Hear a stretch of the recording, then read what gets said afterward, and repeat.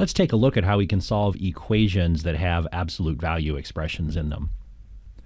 At the top of the page, you see an expression that tells us that the absolute value of 3x plus 4 is equal to -9.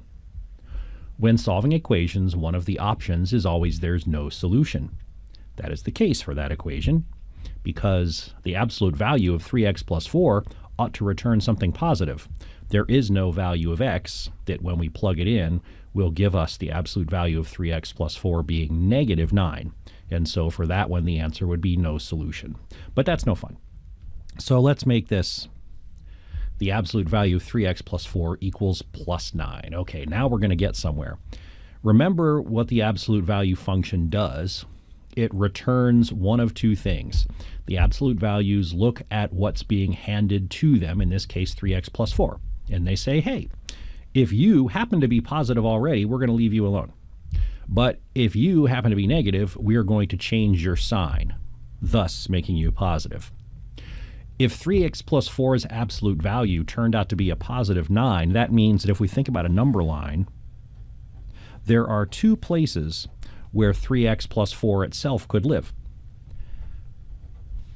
One case is that 3x plus 4 is actually equal to 9 itself, in which case the absolute value of 3x plus 4 is equal to 9. The other case would be, well, what if 3x plus 4, whatever it is, happened to be -9?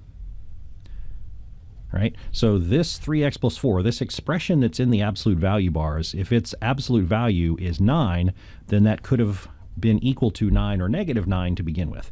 And so what that does is it gives us two equations that will return potential solutions for x. Solving each one of these here, let's do this one first. If 3x plus 4 is 9, 3x equals 5, or x equals 5/3. And over here, if 3x plus 4 is -9, let's subtract 4 from both sides to get 3x equals -13, and then x equals -13/3. And so there are two values for x that will make the absolute value of 3x plus 4 equal to +9.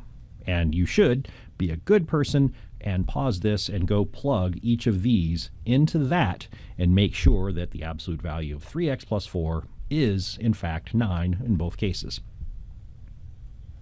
For the sake of time, I will just pretend you've taken my advice to do that, and I will move along.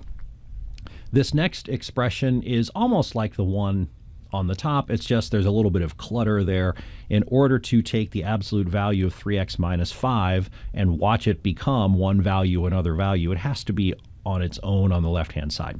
So a little housekeeping on this expression is in order first, and we would add 4 to both sides to get this in the form as the one above. So now we have something that makes a little more sense. We're looking for the absolute value of 3x minus 5 to be 10. Well, just like above, that means that 3x minus 5 was originally equal to 10, or 3x minus 5 itself was equal to -10. In both of those cases, the absolute value of 3x minus 5 will give us 10. And solving each of these, whoops, there we go for the left. And here we add 5 to both sides. We'll get 3x equals -5, or x equals -5/3. And so here are two values of x that will satisfy this equation, meaning also they satisfy this equation here. So when you see an absolute value equation, what you're going to end up doing is breaking out two individual equations that don't have the absolute values on them and solving those separately.